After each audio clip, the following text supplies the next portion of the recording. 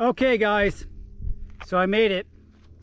I made it up here from my driveway up here to the top of Brown Mountain without stopping, and that's what I wanted to do. That was my goal. The only caveat is I wasn't on my single speed. I'll admit that. I was on my Hayduke, which I really like. As you guys know, I've customized this to my liking, thinking of every detail that I would do. I don't really see anything I would change on this. The only thing I was considering changing was a different crank set because of all the hype about shorter crank arms, making your spinning a little bit easier. Now this bike does have an oval ring. That's the wolf tooth oval ring. I mean, I have a lot of wolf tooth stuff, and that's an oval ring. And for geared bikes, I think oval ring really helps for just grinding and climbing. So let me give you an idea. This, I came from my house and I've gained 2,771 feet. I don't think my house is probably around 500 feet, so I gained 2,200.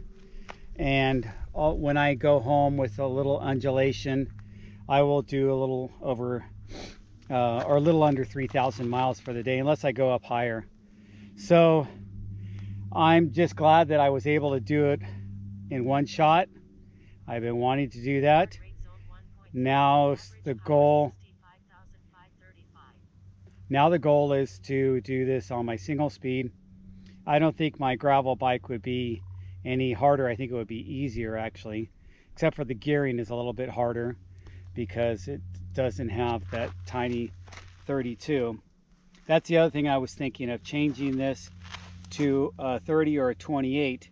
So I was going to go 160 or 165 crank arms and 30 or 32. But here's what I'm thinking, guys, and you guys let me know what you think. I'm thinking that instead of changing out more parts here and there on this bike, I'll just buy another hardtail or buy a full suspension. I've been tempted to buy a full suspension.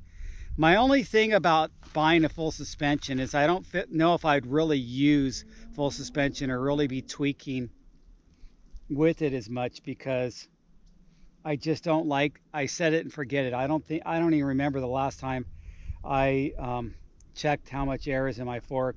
It feels fine. I don't mess with it. I don't click the rebound or the compression dampening. I don't do any of that stuff. I just set it to what it was recommended to be set at, maybe a couple clicks off of that after that first ride after it's serviced, and then after that I leave it. So that's my only thing about full suspension. There would be some tweaking with the shock and the weight. Now this is a steel bike, so it weighs a lot. This bike weighs 33 pounds. And I've rode a full suspension that weighed, I think it was about 35 pounds, 36 pounds. That was when I had my FXR with the Fox 36 float on there. This is a 34. So if I get a full suspension with a 36, or maybe get a full suspension with a 34, that would be a shorter travel full suspension. The only way to get the weight down would be skinnier tires, which I like big tires, not rims not quite as wide, or carbon rims. Probably the Stans Barron or the Ibis makes those rims that basically are the same as the Stans Barron CB7 carbon rims. I really love those carbon rims. So going I-35 with the rims, but that's I-40 on the front of that one. So something like that would make it pretty light. The components, I mean, I don't have really heavy components on this, so there's not a lot of lightening up or getting lighter with the components. And weight does matter. I feel the weight when I'm riding my single speed, even though it's killing me because it's a single speed and I can't sit down and just pedal and relax a little bit. It's light. It's stupid light. And when I had my rigid single speed, it was even lighter. It was real light. So let me know your thoughts. Would you get another hardtail and build it up and put the new things you want to try, like shorter crank arms and different things you want to try. Probably go back to a rigid, or would you get a full suspension if you had my quiver? And let me know your thoughts.